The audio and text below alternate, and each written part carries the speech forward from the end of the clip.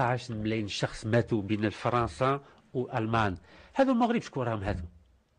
نسينا باللي محمد الخامس الله يرحمه هو اللي عاون الجزائر في وقت الثوره. يافي دي زوزين دارممون في المغرب، كان يافي 5 يوزين دارممون. لو كان ماشي المغرب في وقت الثوره مع محمد الخامس الله يرحمه، الجزائر ما توليش تستقل. ما ننساوش هذو المغاربه مسلمين عرب وخوا.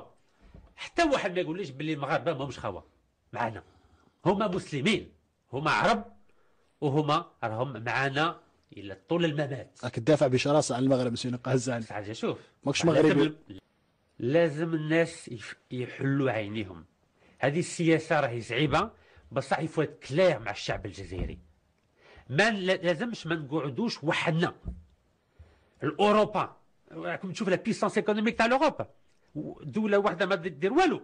فرنسا، الالمان، بلجيكا، اسبانيا، ايطاليا، انجليز راهم كاع في رحبه، راهم عارفين باللي هذه لا موندياليزاسيون راهي صعيبه بزاف. والجزائر وحدها عندنا قطره تاع بترول وقطره تاع غاز، ورانا حاسبين باللي يعني نكونوا غون بيسونس. لا، لازم نعلو بليس شويه.